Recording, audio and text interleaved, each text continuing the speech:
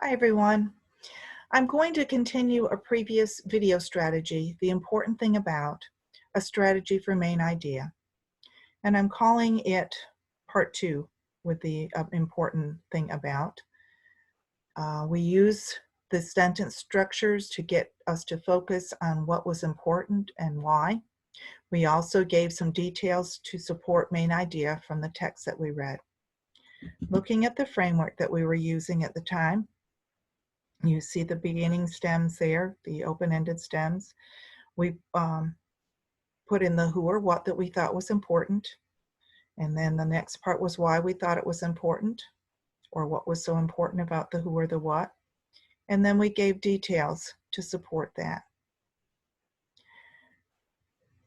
It's open-ended stems allow us to fill in the important idea and supporting details. We did this for the whole text last time. Today we will use it for a paragraph.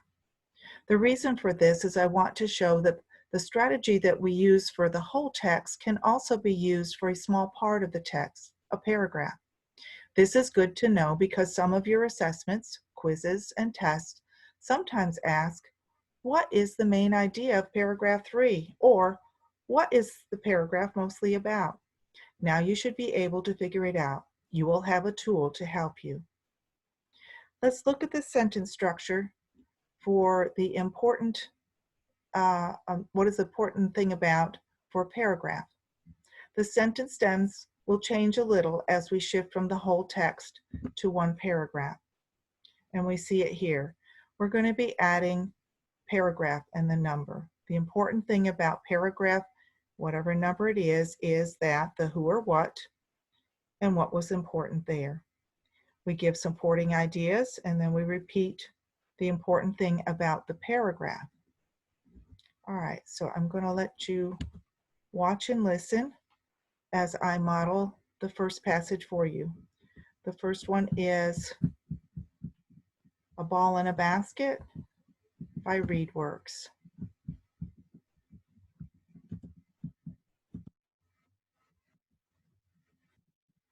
It was December in 1891. A man named James Naismith had a problem to solve.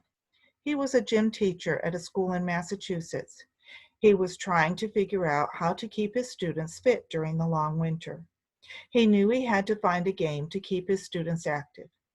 He knew it had to be played indoors. He did not want the game to be too rough, and the people had to be able to play it in a walled-in gym. James thought of some ideas. He threw some ideas out. Finally, he thought of a solution. He wrote down a set of rules. Then he took a basket meant to hold peaches. He nailed it to the track 10 feet high. His students would try to throw a ball into the basket. They used a soccer ball. When someone got the ball in the basket, they won a point for their team. But the peach basket had a bottom, so someone had to poke the ball out of the basket every time that happened. This was how the sport basketball was invented. Over time, new rules were added. The ball changed from a soccer ball to a brown ball, and eventually it became an orange rubber ball. The basket became a net. The courts where the game were played got bigger.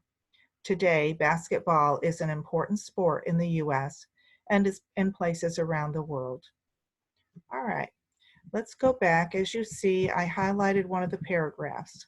So the question could be asked, what is the main idea of paragraph 4?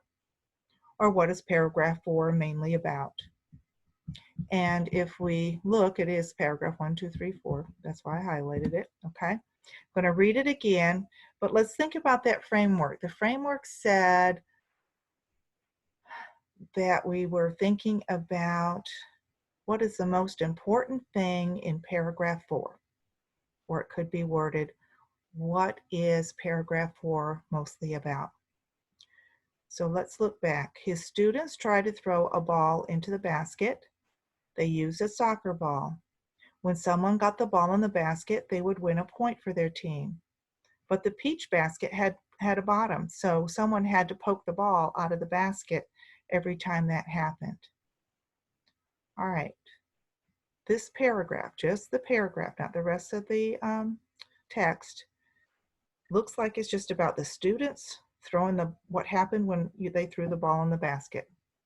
So I think that's what we can use, and we will start there with filling in our text structure in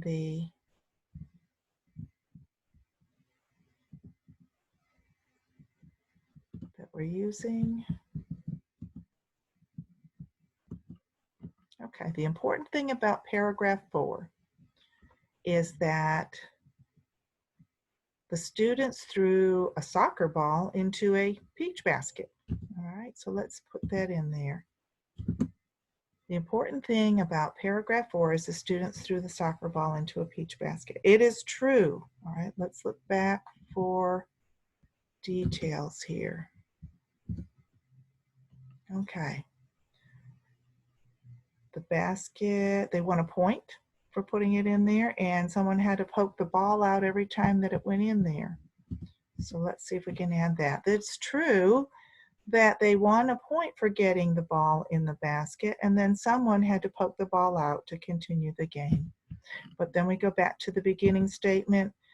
The important thing about paragraph 4 is that students threw a soccer ball into a peach basket. Okay, now I want you to help me out. Let's read together the Harlem Globetrotters by the same read words. Okay, oops. There we go. Okay.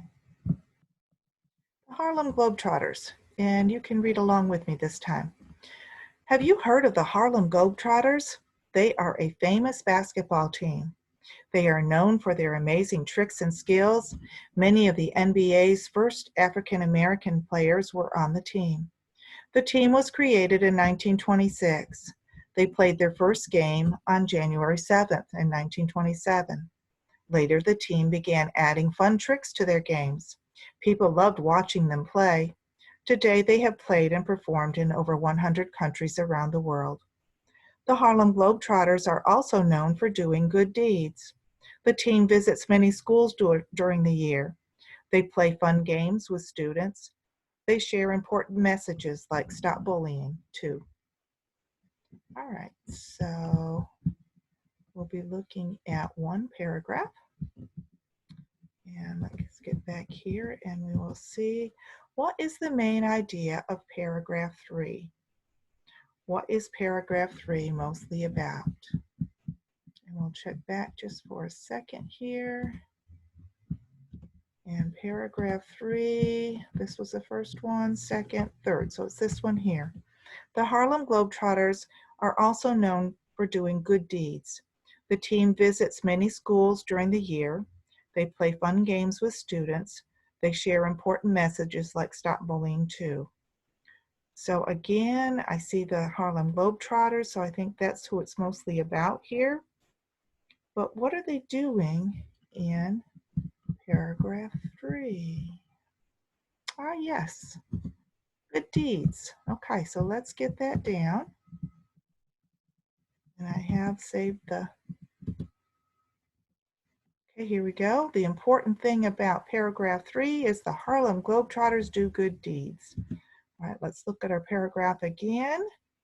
And what were some of the things that tell me about those good deeds? What were those good deeds? Oh yes, you're thinking, I see. They did visit schools. And they played games with the students, shared important messages, stopped bullying. So here we go. It is true that they visited schools. They play games with the students and they share messages like stop bullying. And then we just repeat the main idea that we put in the first part. The important thing about paragraph 3, and notice it is, we're focusing on just the one paragraph, is that the Harlem Globetrotters do good deeds. Okay, thank you for your help. I hope that this has been helpful in showing you how we can use this strategy to create a main idea statement for the whole text and even for the part of the text, a paragraph. And if you'll just keep that in mind, I think you will do very well with answering questions like that.